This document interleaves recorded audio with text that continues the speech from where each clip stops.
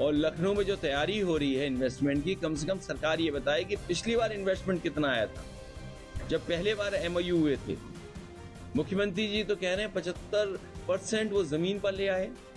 मुरादाबाद में बताओ कोई बड़ा कारखाना लगा हो सरकार की तरफ से, अमरोहा में कोई बड़ा कारखाना लगा हो सरकार की तरफ से, रामपुर में बड़ा कोई कारखाना लगा हो सरकार की तरफ से। जब से बीजेपी की सरकार आई है अन्याय लगातार बढ़ता जा रहा है और अन्याय चरम सीमा पर है। और कई ऐसे मौके हैं, मैं आपको कन्नौज का उदाहरण दे सकता हूं। वहां पर सरकार के डिप्टी सीएम के माध्यम से लगातार संपर्क रहा। वहां पर बहुत सारे भारतीय जनता पार्टी के लोग लगे रहे। एक हत्या हुई, उसके बाद मैंने जिलाधिकारियों को कहा कि अगर हत्या हुई है उसके दोषी आप लोग हैं, प्रशासन है।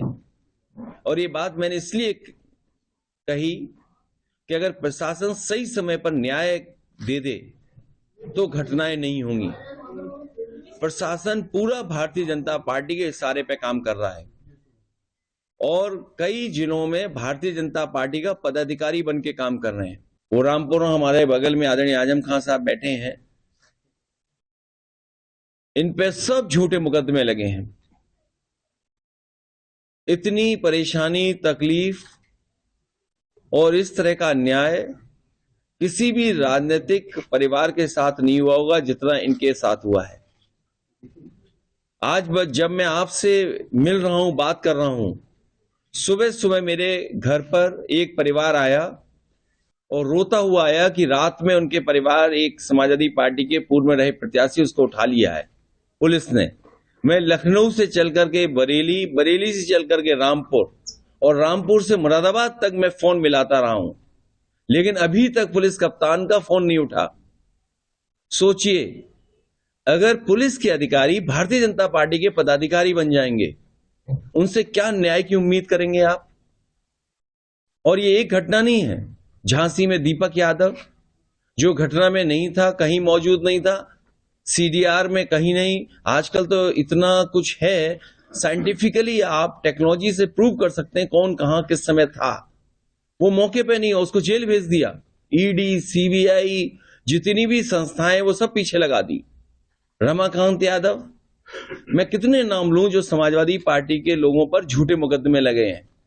ये भारतीय जनता पार्टी ने जो नई परंपरा चलाई है, ये लोकतंत्र को खतरा पैदा कर रही है। और लखनऊ में जो तैयारी हो रही है इन्वेस्टमेंट की, कम से कम सरकार ये बताए कि पिछली बार इन्वेस्टमेंट कितना आया था जब पहले बार एमओयू हुए थे। मुख्यमंत्री जी तो कह रहे हैं 75% वो जमीन पर ले आए। मुरादाबाद में बताओ कोई बड़ा कारखाना लगा हो सरकार की तरफ से, अमरोहा में कोई बड़ा कारखाना लगा हो सरकार की तरफ से, रामपुर में बड़ा कोई कारखाना लगा हो सरकार की तरफ से, या सरकार के प्रयासों से बरेली में कोई कारखाना ना लगा हो। जब इन जिलों में और हम आसपास के जिलों में उत्तर प्रदेश में देखते हैं कि कहीं भी कोई बड़ा इन्वेस्टमेंट नहीं आया है, तो हम कैसे मान लें कि जो एमओयू हो रहे हैं वो सच एमओयू हो रहे हैं? और सच्चाई तो ये है कि भारतीय जनता पार्टी के लोग कागज लेकर के घूमते हैं और कहीं कोई अगर टाई पहने और सूट पहने दिख जाए उससे एमओयू कर लेते हैं। 5 लाख करोड़ का तो जमीन पे पहुंचा नहीं, अब तैयारी है न जाने कितने लाख करोड़ की, तो क्या जमीन पर पहुंचेगा? ये भारतीय जनता पार्टी जनता को धोखा दे रही है। हमारे समाज की 5000 साल से पुरानी लड़ाई है, कोई आज की लड़ाई नहीं है। ये कोई लड़ाई आज की नहीं है, 5000 साल से। और समाजवादियों ने हमेशा प्रयास किया, और जो यहाँ पर जैसे बाबा साहब भीमराव अम्बेडकर जी थे, उनका प्रयास था कि ये खत्म हो, जाति व्यवस्था खत्म हो, इस तरह का भेदभाव खत्म हो। डॉक्टर राममनोहर लोहिया कोशिश कर रहे थे कि ये व्यवस्था खत्म हो। उसकी लड़ाई अभी छूटी नहीं, लड़ाई लगातार चलेगी।